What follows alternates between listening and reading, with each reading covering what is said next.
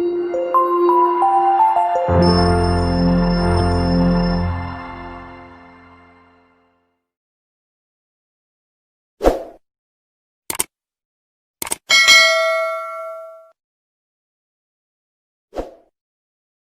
वालेकुम viewers. History of English literature में हमारा आज का टॉपिक है एलिज़ाबेथन ड्रामा। इससे पहले हम रेनेसेंस और स्टार्ट से डिस्कस कर चुके हैं, एंग्लो सेक्सन से ऑनवर्ड्स ह्यूमनिज्म तक। आज हम डिस्कस करेंगे कि एलिज़ाबेथन ड्रामा क्या था और इस ड्रामा के ट्रेंड्स क्या थे। सबसे पहले बात करते हैं एलिज़ाबेथ कौन थी। Who was Elizabeth? एलिज़ाबेथ का ताल्लुक किस खानदान से था? Tudor dynasty. टोडर डायनेस्टी ये उस वक्त इंग्लैंड का हुक्मरान ख़ानदान था और इस ख़ानदान ने 1485 से लेकर 1603 तक इंग्लैंड पर हुकूमत की। इस ख़ानदान का सबसे famous king Henry the eighth था। हेनरी द एट्थ कौन था? Henry the eighth daughter. ये हेनरी द एट्थ की डॉटर थी। हेनरी हश्तुम या हेनरी द एट्थ कौन था? ये वो शख्स था जिसने इंग्लैंड को चर्च ऑफ रोम या रोमन पापेसी से अलग किया। इसने क्या किया था कि इंग्लैंड के चर्च को रोमन के चर्च से अलग कर दिया और ये खुद चर्च का हेड बन गया। तो ये एक ही वक्त में अपने मुल्क का बादशाह भी था और चर्च का हेड भी था। ये इतना बड़ा स्टेप था कि इससे मज़हब की जो इजारादारी थी हुकूमत में, उसको ख़त्म करने की तरफ ये पहला कदम था। तो ये जो खातून थी एलिज़ाबेथ, ये हेनरी द एट्थ की बेटी थी। अब एक ये यूं कहिए कि ट्रांजिशनल पीरियड था। एक तरफ कोपरनिकस अपना काम कर चुका था, उसने ये थ्योरी दे दी थी कि ज़मीन कायनात का मरकज़ नहीं है, लेकिन उसके पास प्रूव करने के लिए कोई इंस्ट्रूमेंट नहीं थे। दूसरी तरफ जो है इसके बाद गैलीलियो अपनी थ्योरी पेश कर चुका। तो ये एक ट्रांजिशनल पीरियड था कि आप चर्च से अलग हो जाएं और आप अपने चर्च का अलग से ऐलान कर दें और एक तरह से मज़हब की जो इजारादारी थी उस पर कारी ज़रब लगाने की कोशिश करें।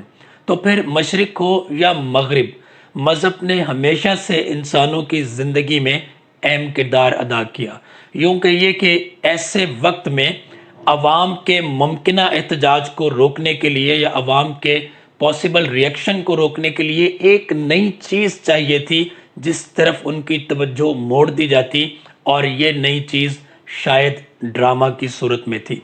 आप इस दौर के ड्रामा में जब इसको डीपली डिस्कस करेंगे, पढ़ेंगे, तो आप देखेंगे कि यहाँ पर एक शौरी कोशिश की गई मज़हब से जान छुड़ाने की, लेकिन वो शौरी कोशिश पूरी तरह से कामयाब नहीं हुई।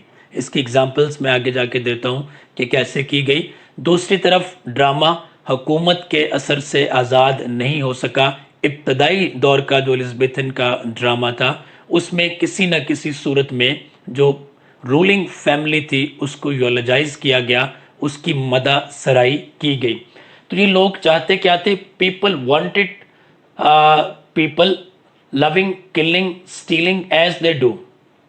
लोग चाहते थे कि अपने जैसे लोगों को देखें स्टेज पर कि वो मोहब्बत करते हैं, वो चोरी करते हैं, वो एक दूसरे को कत्ल करते हैं, वो सारे वो काम करते हैं जो कोई आम कॉमन ह्यूमन बीइंग करता है। अपने जैसे कैरेक्टर्स को स्टेज पर देखना चाहते थे। इससे पहले क्या था? इससे पहले हमने डिस्कस किया था कि पर्सोनिफाइड कैरेक्टर्स होते थे, ठीक है, और उसमें जो डिवाइन एलिमेंट था वो बहुत ज़्यादा वाज़े था, वो बहुत ज़्यादा सिग्निफिकेंट था। यूँ कहिए कि वो ओवर शेडो कर देता था बाकी सारे पर्सोनिफाइड कैरेक्टर्स को। तो यहाँ पर इस थिएटर की सबसे अहम बात थी कि लाइफ लाइक कैरेक्टर स्टेज पर आए, आम इंसानों जैसे कैरेक्टर जो थे वो स्टेज पर आए और इंसान अपने आप को उसके साथ यूँ कहिए कि पहचानने लगे, आइडेंटिफाई करने लगे कि अच्छा, स्टेज पर काम करने वाले लोग भी हमारे जैसे कॉमन पीपल हैं। तो क्या चाहिए था कि people wanted people loving, killing, stealing as they do, not divine source. ये किसी डिवाइन सोर्स की तलाश में नहीं थे। ये बियॉन्ड लाइफ कैरेक्टर्स को स्टेज पर नहीं देखना चाहते थे, ये अपने जैसे लोगों को स्टेज पर देखना चाहते थे। और ये बड़ा सिग्निफिकेंट एक स्टेप था जो रेनेसांस से आया, जिसका फोकस था कि ह्यूमन माइंड पर फोकस किया जाए। اس دور کی اگر ہم فرسٹ پیریڈ کی بات کریں تو فرسٹ پیریڈ میں رالف روسٹر ڈوسٹر اس کو کہا جاتا ہے کہ یہ پہلی کامیڈی ہے، اور ٹامس سیکوائل کی گوربوڈک اس کو کہا جاتا ہے کہ یہ پہلی ٹریجڈی ہے۔ تو یہ کوئی بہت زیادہ میچور ڈیولپڈ ریفائنڈ قسم کی کامیڈیز یا ٹریجڈیز نہیں تھیں، لیکن اس کے باوجود یوں کہیے کہ یہ الزبیتھن ڈرامے کا فرسٹ پیریڈ تھا جس میں کچھ ایکسپیریمنٹ کرنے کی کوشش کی جا رہی تھی، اولڈ ٹریڈیشن سے ہٹ کے کچھ نیا کرنے کی کوشش کی جا رہی تھی۔ اور اگر ہم ان لوگوں کے کام کی بات کریں تو یہ لوگ اس حد تک کامیاب رہے کہ یہ سٹیج پر ہیومن کریکٹرز کو لے آئے۔ اس سے پہلے کیا تھے؟ ڈیوائن کریکٹرز تھے، کریکٹرز بیونڈ ہیومن لائف تھے۔ تو ان لوگوں کا انپٹ کیا تھا کہ یہ لوگ شاید اتنی بہترین کامیڈی یا اتنی بہترین ٹریجڈی نہیں دے سکے جو بعد کے رائٹرز نے دی، لیکن ان کا انپٹ اتنا ضرور تھا کہ یہ سٹیج کو ڈیوائن سورس سے نکال کے ہیومن کریکٹرز پر لے آئے تھے، لائف لائک کریکٹرز پر لے آئے تھے، اگرچہ یہ کریکٹر بہت زیادہ میچور نہیں تھے، بہت زیادہ جو ان کی جو پریزنٹیشن تھی وہ ریفائن نہ تھی، لیکن اس کے باوجود ایک نیا ایکسپیریمنٹ جو ہے وہ اپنی جگہ بنا رہا تھا۔ A new genre, a new trend was in its making۔ Second period میں آتے ہیں یونیورسٹی وٹس، ٹھیک ہے، اس میں LPGKM آپ یاد کرنے کے لیے اس کو یاد کر سکتے ہیں۔ L for Lyly, P for Peele, G for Greene, K for Thomas Kyd, M for Marlowe, ٹھیک ہے۔ تو للی، پیلے، گرین، کڈ، مارلو، اس میں ٹامس نیش بھی تھا، لاج بھی تھا، ان کا کام زیادہ امپورٹنٹ نہیں تھا۔ تو ان لوگوں نے کیا کیا؟ میوزیکل کوالٹی ٹو بلینک ورس، ٹھیک ہے، یہ کڈ جو ہے ان لوگوں نے کیا کیا؟ بلینک ورس کو ایک میوزیکل کوالٹی دی۔ یہ وہ بلینک ورس تھی جس کو آگے جا کے بہترین طریقے سے استعمال کرنا تھا مارلو نے، یہ وہ بلینک ورس تھی جس کو کلائمیکس پر لے کے جانا تھا شیکسپیئر نے۔ تو اس بلینک ورس کے ساتھ ابتدائی ایکسپیریمنٹ کس نے کیے؟ ابتدائی ایکسپیریمنٹ ان لوگوں نے کیے۔ پھر ان لوگوں نے سٹیج پر کیا دکھایا؟ بلڈ اینڈ تھنڈر، انہوں نے اپنے سٹیج پر قتل و غارت دکھائی، وائلنس دکھایا، اور یہ اس وقت کے جو زمانہ تھا، جو ایک جنگی ماحول تھا، اس میں عام سی بات تھی کہ تلوار سے جب بندے کو مارا جائے گا تو وائلنس تو ہوگا، یہ کوئی پیسفل ڈیتھ تو نہیں ہوتی جنگ میں۔ تو اگین یہ کوئی نئی چیز نہیں تھی، لیکن سٹیج پر یہ فرسٹ ٹائم تھا کہ بلڈ شیڈ دکھایا جا رہا تھا، use of power and violence دکھایا جا رہا تھا، اور عوام نے شاید اس کو پسند کیا۔ پھر کیا تھا؟ لو سٹوری اور کریکٹرائزیشن۔ تیسرا ان سارے لوگوں کا جو انپٹ تھا ادر دین مارلو، اس میں آپ کیونکہ مارلو کا اپنا ایک الگ پیریڈ ہے، اس کا اپنا ایک الگ کنٹریبیوشن ہے اور وہ شاندار ہے، تو یونیورسٹی وٹس میں آپ مارلو کو مائنس کر دیں، باقی سارے لوگوں کی ہم بات کر رہے ہیں۔ تو ان لوگوں کا تیسرا انپٹ کیا تھا؟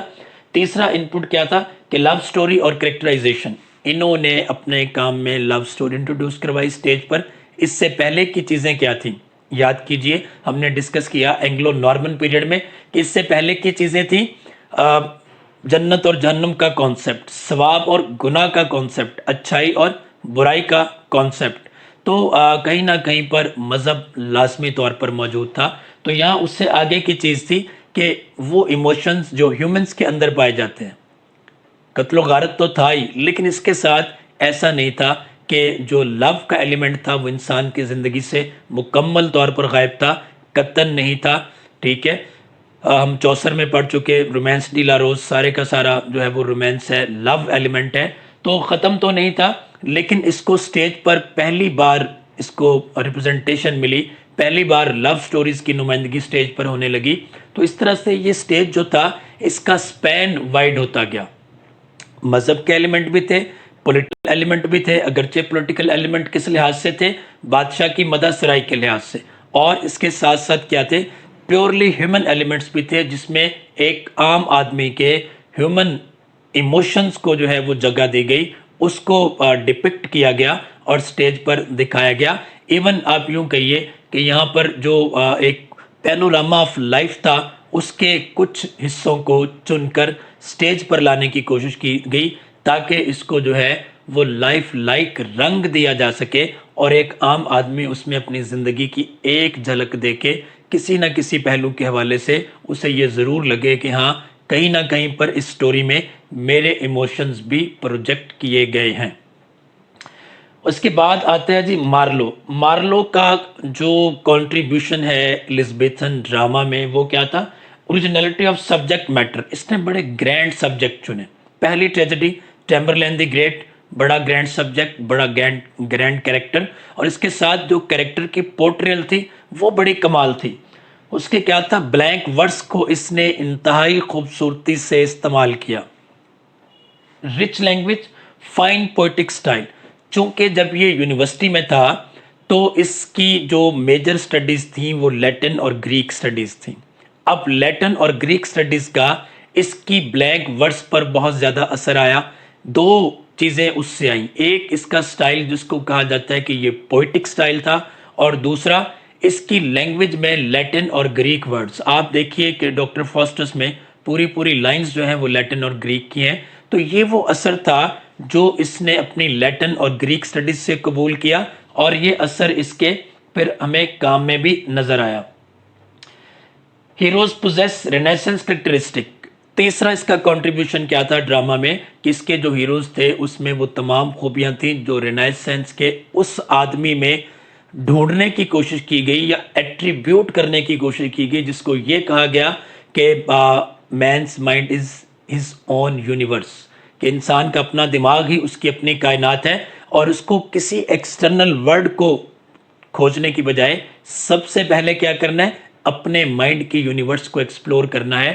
تو جب یہ اس کو ایکسپلور کرے گا تو پھر یہاں سے بہت ہی عجیب و غریب شاندار قسم کی چیزیں جو ہے وہ ایکسٹراڈنری چیزیں اس کو ملیں گی۔ تو اس کا ایک جھلک جو تھی وہ اس نے اپنے ہیروز میں دکھائی۔ آپ ٹیمبرلین دی گریٹ کا کریکٹر لے لیں یا آپ اس کو لے لیں ڈاکٹر فاسس کے کریکٹر کو لے لیں، تو دونوں آپ کو لگے گا کہ یہ لائف لائک کریکٹرز بھی ہیں، لیکن اس کے ساتھ ساتھ they are more than that, they are something more than that. Faustus کیا کہتا ہے ویری فرسٹ سین میں؟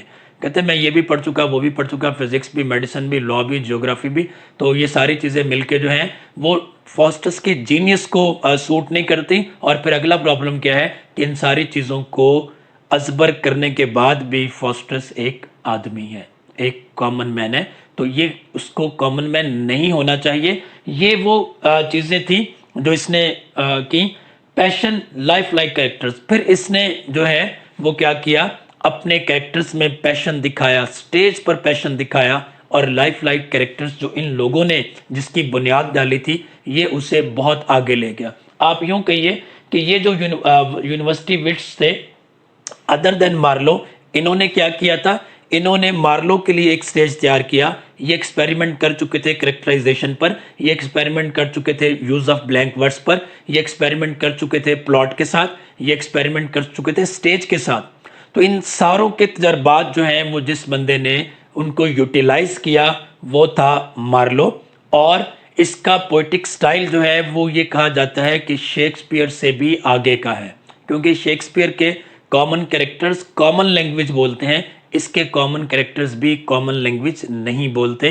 دیر از سم تھنگ بیونڈ دیٹ۔ اور اس کی وجہ کیا تھی؟ کیونکہ یہ بہت پڑھا لکھا بندہ تھا، یونیورسٹی کا پڑھا ہوا تھا، اور یہ شیکسپیئر جو تھا یہ یونیورسٹی گریجویٹ نہ تھا، بلکہ اس کی تعلیم کے بارے میں ہمیں کوئی واضح ریکارڈ دستیاب ہی نہیں ہے کہ آخر اس نے اتنے زبردست ڈرامے لکھے تو کس طرح سے لکھے۔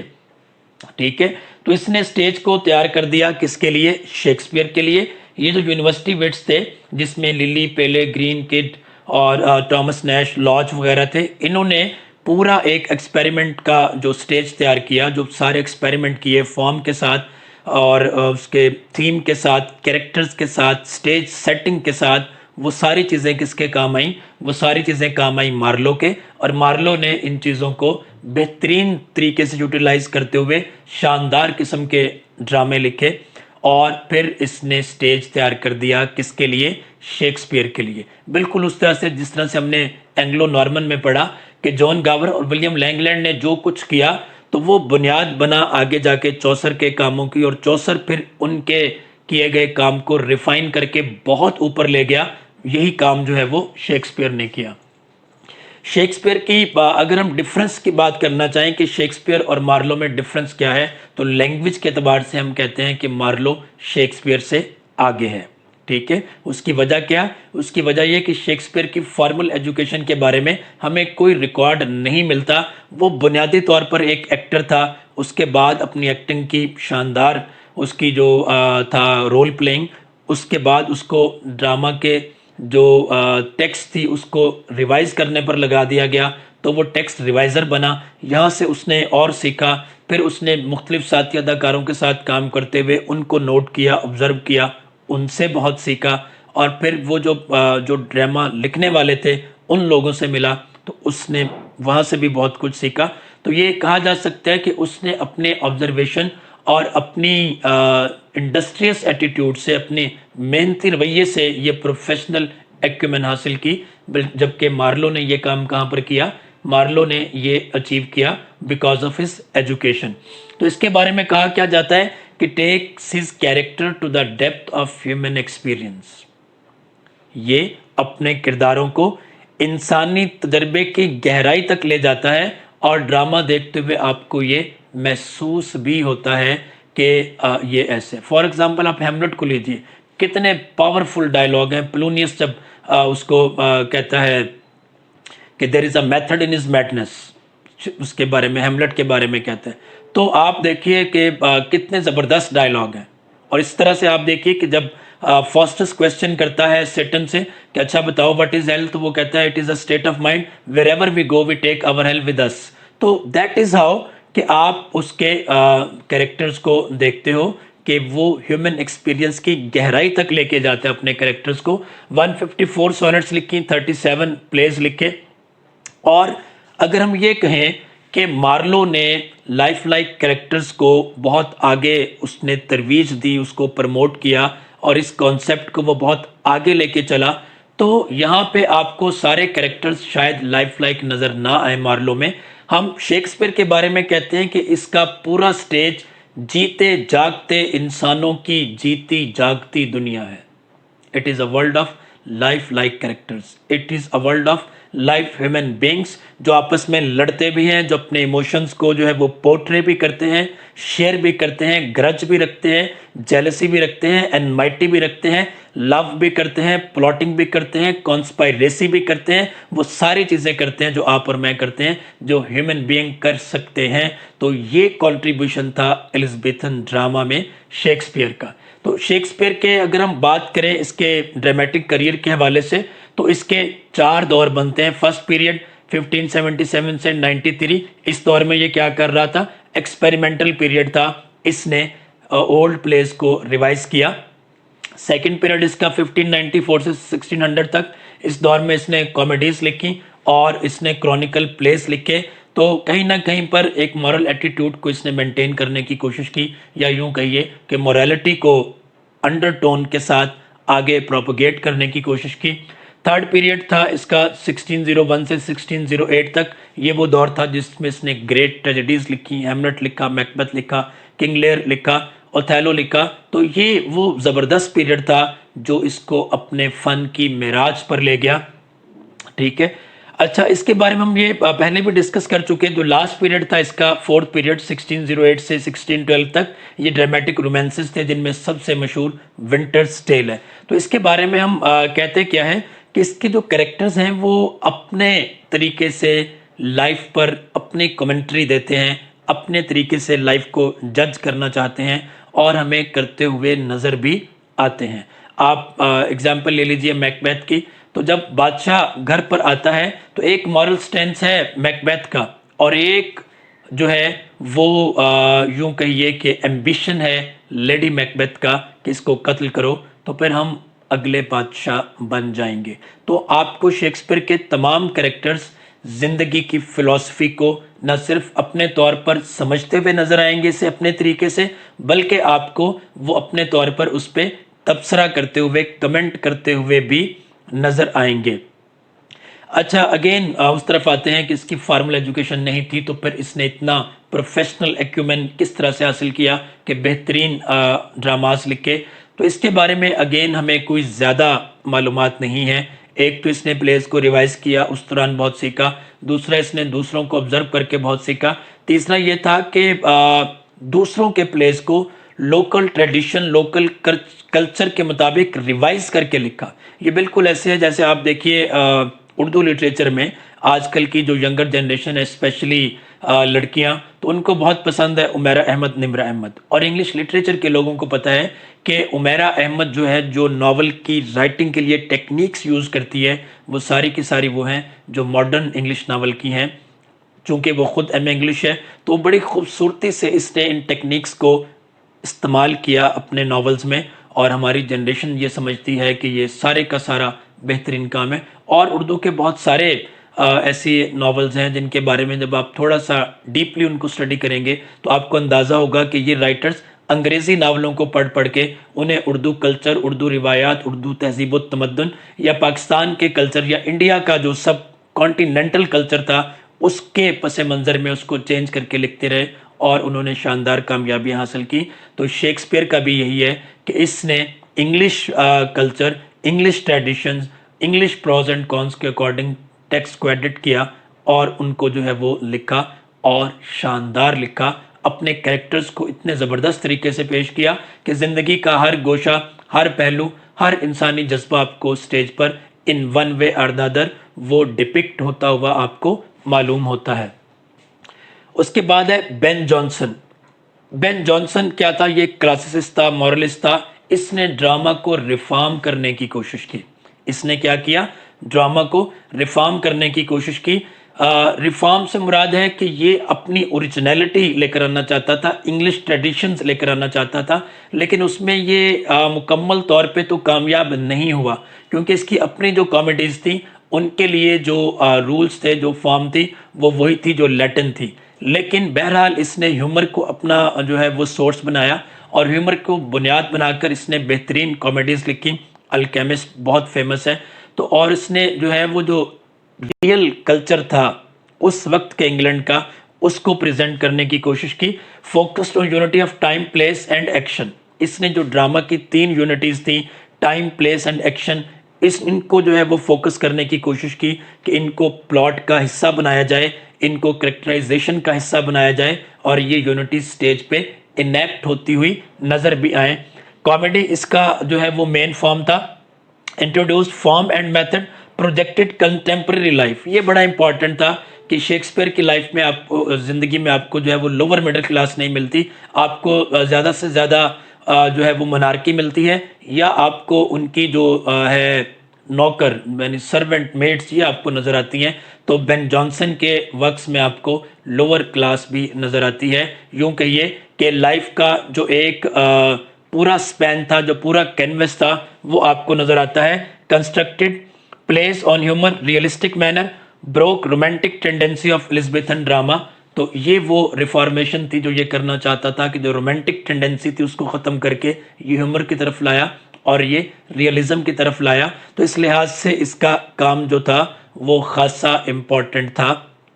बल्कि यूँ कहिए कि जो मॉडर्न ड्रामे में रियलिज़म आया, तो अगर हम ये कहें कि उसकी बुनियाद बेन जॉनसन ने डाली तो शायद गलत नहीं होगा। इसके अलावा कुछ और भी इनसिग्निफिकेंट राइटर्स हैं जिन्होंने अपने तौर पे अपना अपना इनपुट दिया, लेकिन वो इतने इम्पोर्टेंट नहीं है कि आपके टेस्ट में आए, आपके रिटर्न टेस्ट में आए, एमसीक्यूज में आए। तो आपका फोकस जो है वो इन्हीं पर होना चाहिए। तो ये था एलिज़ाबेथन ड्रामा। मैं नेक्स्ट वीडियो में डिस्कस करूंगा कि एलिज़ाबेथन थिएटर में इन सब लोगों ने मिलके क्या क्या चेंजेस की थी। उसके बाद फिर हम डिस्कस करेंगे एलिज़ाबेथन पोइट्री और प्रोज। मुझे उम्मीद है कि बाकी वीडियोस की तरह ये वीडियो भी आपकी खासी हेल्प करेगी। Thank you so much. अल्लाह हाफिज़।